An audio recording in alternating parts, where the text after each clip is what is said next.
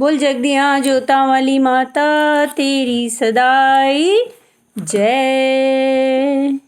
द्वादशो अध्याय देवी चरित्र के पाठ का महात्म्य। मैं 3 नेत्रों वाली दुर्गा देवी का ध्यान करता हूँ। उनके 6 अंगों की प्रभा बिजली के समान है। वह सिंह के कंधे पर बैठी हुई भयंकर प्रतीत होती हैं। हाथों में तलवार और ढाल लिए अनेक कन्याएं उनकी सेवा में खड़ी हैं। वे अपने हाथों में चक्र, गदा, तलवार, ढाल, बाण, धनुष, पाश और तर्जनी मुर्दा धारण किए हैं। उनका स्वरूप अग्निमय है तथा वे माथे पर चंद्रमा का मुकुट धारण करती है।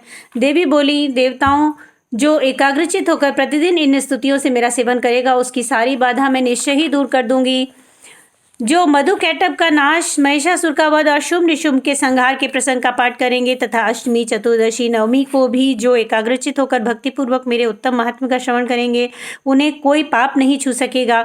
उन पर पाप जनित आपत्तियां भी नहीं आएंगी। उनके घर में कभी दरिद्रता नहीं होगी तथा उनको कभी प्रेमी जनों के विचोह का कष्ट भी नहीं भोगना पड़ेगा। इतना ही नहीं, उन्हें शत्रु से, लुटेरों से, राजा से, शस्त्र से, अग्नि से तथा जल की राशि से भी कभी भय नहीं होगा। इसलिए सबको एकाग्रचित होकर भक्तिपूर्वक मेरे इस महात्म्य को सदा पढ़ना चाहिए और सुनना चाहिए। यह परम कल्याणकारक है। मेरे महात्म्य महामारी जनित समस्त उपद्रवों तथा आध्यात्मिक आदि तीनों प्रकार के उत्पातों को शांत करने वाला है। मेरे जिस मंदिर में प्रतिदिन विधि पूर्वक मेरे इस महात्म्य का पाठ किया जाता है उस स्थान को मैं कभी नहीं छोड़ती। वहाँ सदा ही मेरा सन्निधान बना रहता है। बलिदान, पूजा, होम तथा महोत्सव के अवसरों पर मेरे इस चरित्र का पूरा पाठ और श्रवण करना चाहिए।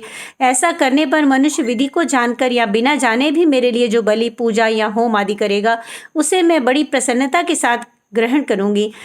शरद काल में जो वार्षिक महापूजा की जाती है उस अवसर पर जो मेरे इस महात्म्य को भक्तिपूर्वक सुनेगा वह मनुष्य मेरे प्रसाद से सब बाधाओं से मुक्त तथा धन धान्य एवं पुत्र आदि से संपन्न होगा। इसमें तनिक भी संदेह नहीं है। मेरे इस महात्म्य में प्रादुर्भाव की सुंदर कथाएं तथा युद्ध में किए हुए मेरे पराक्रम सुनने से मनुष्य निर्भय हो जाता है। मेरे महात्म्य का श्रवण करने वाले पुरुषों के शत्रु नष्ट हो जाते हैं। उन्हें कल्याण की प्राप्ति होती है तथा उनका कुल आनंदित रहता है। सर्वत्र शांति कर्म में बुरे स्वप्न दिखाई देने पर तथा ग्रह जनित भयंकर पीड़ा उपस्थित होने पर मेरा महात्म्य श्रवण करना चाहिए। इससे सब विघ्न तथा भयंकर ग्रह पीड़ाएं शांत हो जाती हैं और मनुष्यों द्वारा देखा हुआ दुःस्वप्न शुभ स्वप्न में परिवर्तित हो जाता है।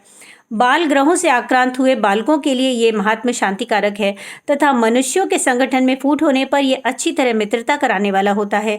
ये महात्म्य समस्त दुराचारियों के बल का नाश करने वाला है। इसके पाठ मात्र से राक्षसों, भूतों और पिशाचों का नाश हो जाता है।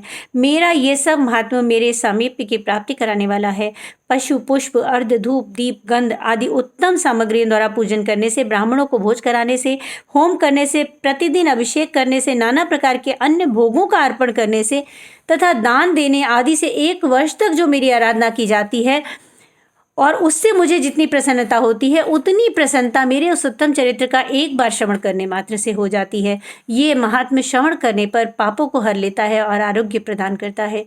मेरे प्रादुर्भाव का कीर्तन समस्त भूतों से रक्षा करता है तथा मेरा युद्ध विषयक चरित्र दुष्ट दैत्यों का संहार करने वाला है। इसके श्रवण करने पर मनुष्य को शत्रु का भय नहीं रहता। देवताओं, तुमने और महर्षियों ने जो मेरी स्तुतियां की हैं तथा ब्रह्मा जी ने जो मेरी स्तुति की है वह सभी कल्याणमयी बुद्धि प्रदान करती है।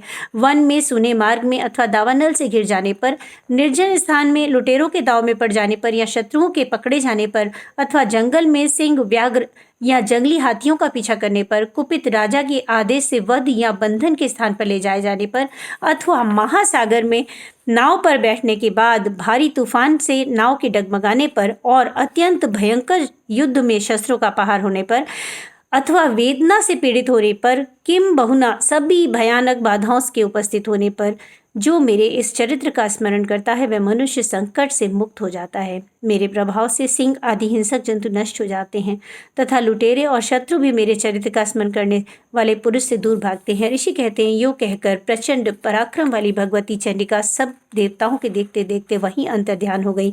फिर समस्त देवता भी शत्रुओं के मारे जाने से निर्भय होकर पहले की भांति यज्ञ भाग का उपभोग करते हुए अपने अपने अधिकार का पालन करने लगे।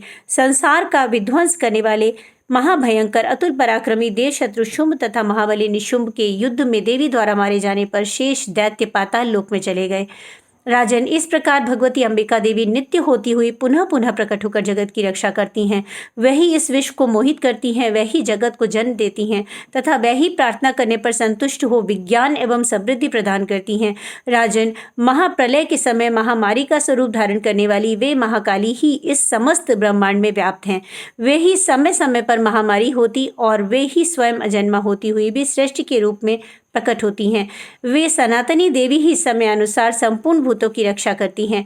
मनुष्यों के अभ्युदय के समय वे ही घर में लक्ष्मी रूप में स्थित हो उन्नति प्रदान करती हैं और वे ही अभाव के समय दरिद्रता बनकर विनाश का कारण होती हैं।